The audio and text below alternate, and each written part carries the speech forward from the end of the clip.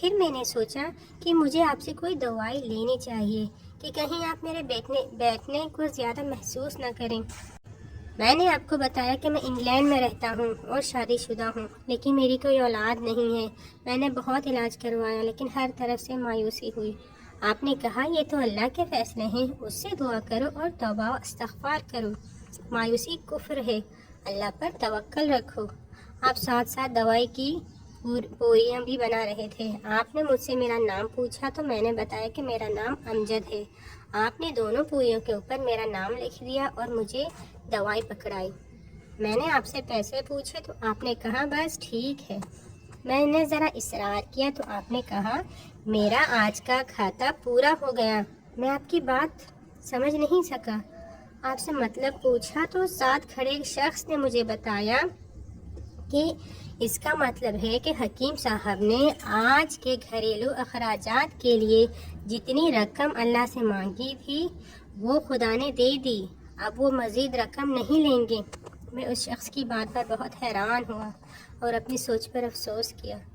گھر جا کر میں نے بیگم کو ساری دوائی دکھائی اور اسے آپ کے بارے میں بتایا تو اس نے کہا آپ یقیناً بہت نیک انسان ہیں اور آپ کی دی ہوئی دوائیاں ضرور کام کریں گی۔ حکیم صاحب، آج میں الحمدللہ 3 بچوں کا باپ ہوں۔ ہم آپ کو روز دعائیں دیتے ہیں۔ انگلینڈ سے پاکستان آ کر میں بہت دفعہ آیا لیکن آپ کی دکان ہمیشہ ہی بند ملتی تھی۔ اللہ تعالیٰ نے آج آپ سے ملنے کا موقع دے دیا۔ میری ایک بانجھی تھی، اس کی شادی ہونے والی تھی۔ اس کی شادی کا سارا خرچہ میں نے اپنے سر لیا تھا، ساری تیاریاں مکمل کر لی تھی، لیکن شادی سے چند ماہ پہلے اس کی طبیعت بہت خراب ہو گئی اور یہاں تک کہ اسے اسپتال داخل کرنا پڑا، لیکن اس کا بخار کسی طور پر کم نہ ہوا اور وہ رضا الہی سے انتقال کر گئی۔ میں نے آپ کو بتایا نا کہ جب میں آپ کے پاس آیا تو آپ کی چھوٹی بیٹی دیکھی تھی۔ میں اور میری بیوی اپنی بھانجی کا جہیز آپ کی بیٹی کو دینا چاہتے ہیں۔ اس شخص کی بات سن کر حکیم صاحب کی آنکھیں پھیل گئیں، گویا انہیں یقین ہی نہیں آ رہا ہو۔ آپ کو پتہ ہے امجد صاحب، میری بیوی نے مجھے کیا سامان لانے کو کہا تھا؟ امجد نے نفی میں سر ہلایا تو حکیم صاحب نے جیب میں سے پرچی نکال کر امجد صاحب کے سامنے رکھ دی۔ امجد صاحب پرچی کو دیکھ کر خوشگوار حیرت میں چلے گئے۔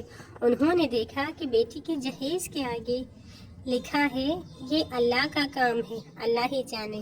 امجد صاحب، میرا آج کا کھاتا بھی پورا ہوا الحمدللہ۔